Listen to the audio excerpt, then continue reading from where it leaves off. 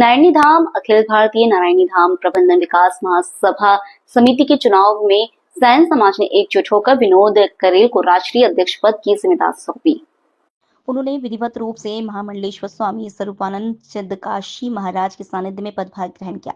इस अवसर पर बड़ी संख्या में सैन समाज के लोग उपस्थित रहे और इस ऐतिहासिक क्षण के साक्षी बने। पदभार ग्रहण करते हुए विनोद करेल ने समाज द्वारा जताए गए विश्वास के लिए आभार व्यक्त करते हुए आश्वासन दिया कि वे इस विश्वास पर खरा उतरेंगे और समाज के सर्वांगीण विकास के लिए पूर्ण समर्पण से कार्य करेंगे। साथ ही आगामी पदयात्रा महासंगम से पूर्व नारायणी धाम की व्यवस्थाओं को लेकर विस्तार से विचार विमर्श भी किया गया।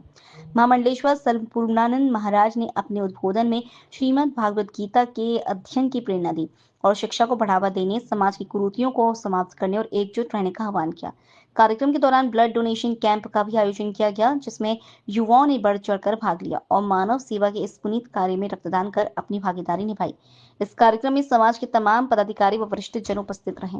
अलवर की हाल ही में चुनाव संपन्न हुए हैं और जिसमें सैन समाज ने विनोद करेल को यहाँ की बागडोर सौंपी है। वहीं आज उन्होंने पदभार ग्रहण किया है और इस मौके पर महामंडलेश्वर स्वामी संपूर्णानंद जी महाराज यहाँ पधारे हैं, तो वो समाज को क्या संदेश देना चाहेंगे महाराज से?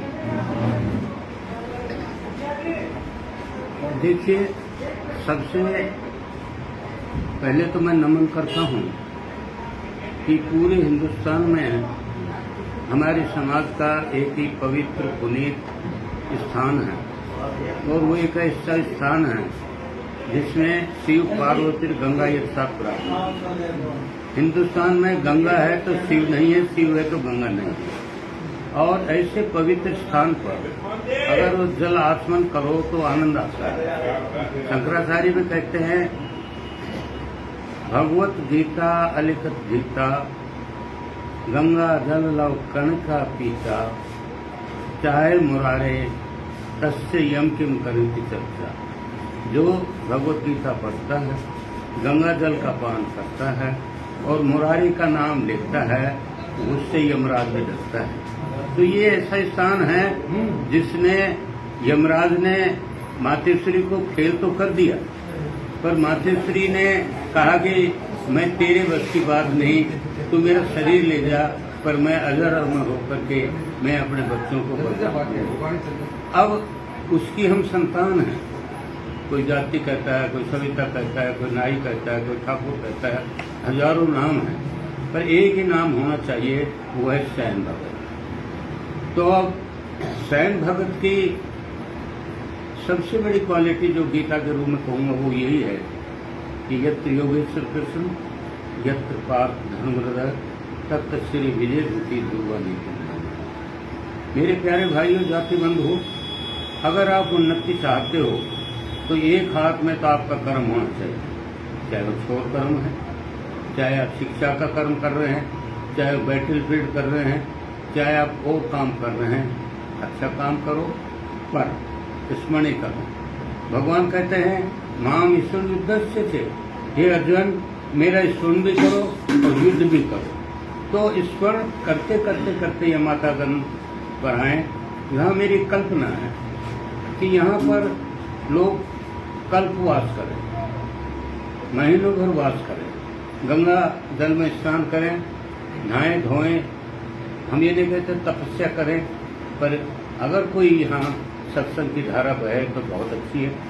मैंने गीता को अनेक भाषाओं में लिखा, विशेषकर चाइनीज भाषा में, और एक महान ग्रंथ मैंने अध्यक्ष महोदय और पटोदिया को दिया है, पटोदिया जी को दिया है, जिसमें गीता पर अनूठा मेरा विश्लेषण। और आप अचंभा करेंगे पत्रकार महोदय कि उसका नाम है गृहस्थ सुधार जीवन।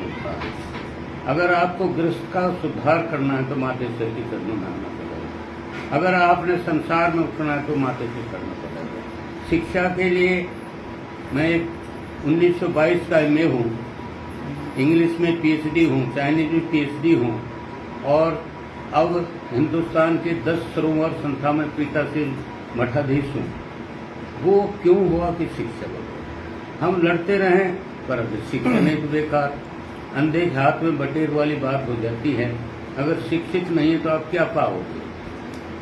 श्री आपके उद्बोधन में हमने देखा है आप भगवत गीता का प्रचार प्रसार कर रहे हैं और यहाँ तक कि हमने फिल्मों में भी देखा है, एक तरीके से जो देखते हैं वास्तविकता भी है कि कोर्ट में गीता जी पर हाथ रखकर कसम दिलवाई जाती है और उसी गीता जी को अगर कोई पढ़ के अपने मन में उतार ले तो ना तो वो ऐसा कोई जुर्म करे और ना उसे किसी कोर्ट में खड़े होकर गीता जी पर हाथ रखने की जरूरत पड़े। इसके बारे में आप क्या कहेंगे? ये गीता का अगर आप देखें तो एक तो पुराने मल खत्म हो जाते हैं, दूसरे जो आपके पाप खत्म हो जाते हैं।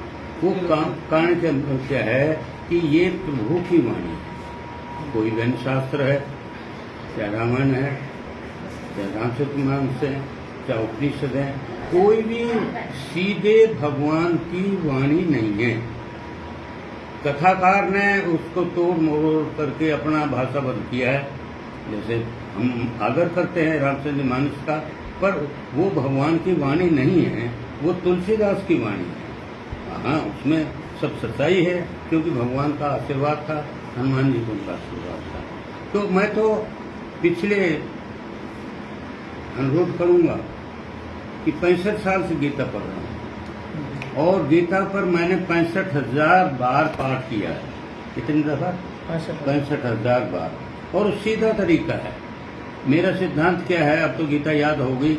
एक श्लोक रखता था जेब में, सर्वधर्मान् परित्यज्य मामेकं शरणं व्रज अहं त्वां सर्वपापेभ्यः मोक्ष्यामि मा शुचः। एक छोटा सा ले लिया कागज और लड़ाई में, 65 की लड़ाई में, 71 की लड़ाई में, चाइना के बॉर्डर पर कहाँ मैं नहीं देखा।